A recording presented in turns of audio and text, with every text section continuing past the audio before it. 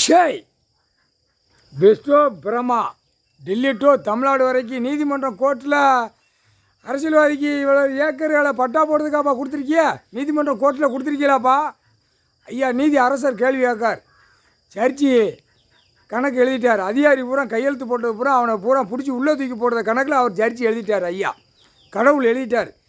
கையெழுத்து போட்டவனை பூரா இந்த மை கணக்கு எத்தனை மை, இந்த மை அந்த மை, அந்த மைக்கு இந்த மை கணக்கு வச்சுருக்கான்ல, காவல்துறையிலேருந்து எல்லாம் வச்சுருக்கான். அந்த மை எழுத்து, அந்த மை எழுத்து அப்போ பிடிக்கார். ஏண்டா மை எழுத்து போட்டு உனக்கு பூமியை நான் எழுதி கொடுத்துருக்கேன்னு கேட்டார் கேள்வி. அவர் எழுதிட்டார்.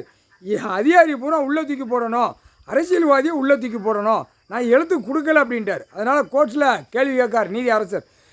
எல்லா கோயில் கணக்கு பூரா உள்ளே இருக்குது. எப்படி இவன் பட்டா போட்டு பவரை போட்டு நான் கொடுப்போங்க ஜனநாயகம்னு சொல்லி, அது நீதிமன்ற கோர்ட்டிலேருந்து தான் பார்க்கணும். எப்படி மக்கள் இருக்குது, எப்படி போகிறாங்க வராங்க, 2ஆம் நம்பருக்கான பூமியை கொடுத்துருக்கோம், நீங்கள் கோர்ட்டிலேருந்தே சத்தம் போடணும். அதுதான் 2ஆம் நம்பர் தொழில் பூரா உள்ளே பூரா போட்டு அமைக்கி அந்த பேப்பரை அடித்து விட்டு விளையாடுதான் ஒரு அரசியல்வாதி. இதில் அடிதடி வெட்டுக்குத்து.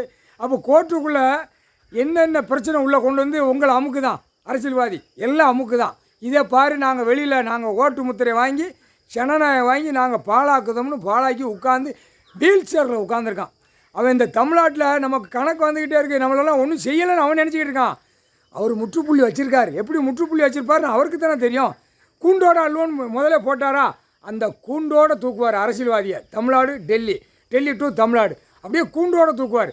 அதுக்கு தான் முப்படை இராணுவ நீதிமன்றம் இருக்கா, வானரப்படைக்கு நீதிமன்றம் டெல்லியில் இருக்குது. அதை அமைக்கி வச்சு அவன் விளையாடுறன்னு நினைக்கான். அது இன்னுமே ஓப்பன் பண்ணி விட்டுருவார் ஐயா. ஓப்பன் பண்ணி விட்ட உடனே டெல்லியிலேருந்து நிற்க மாட்டான், இலங்கை சுலோன்லேருந்து நிற்க மாட்டான்.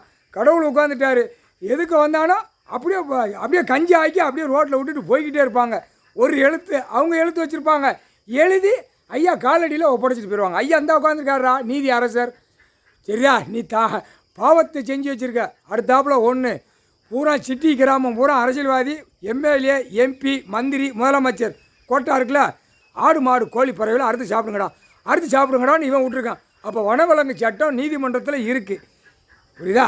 இது ஏற்கனவே ஆதியில் உள்ள சட்டம், இந்த சட்டம் பெரிய சட்டம். இது எப்படி இவன் விட்டு அறுத்து விட்டு சாப்பிட விட்டான் அரசியல்வாதி? இந்த ஒத்த சட்டத்தை டெல்லியிலேருந்து தமிழ்நாடு வரைக்கும் தூக்கி உள்ளே கொண்டு போயிடுவார். ஏன்னா பிரதமர் மோடி ஒருக்கா போட்டான், அப்போ ஆடு அறுக்கக்கூடாது கோழி அறுக்கக்கூடாதுன்னு போட்டான்ல, அப்போ எதுக்குடா செய்தியா இந்த கணக்கு? நீ இட்ட கணக்கு அவரு நீதி அரசரே பிடிக்கார். முக்கால் சத்தியம் போட்டார்ரா கணக்கு. நீதிபதி சர்ச்சி ஐயா எழுதிட்டார். முக்கால்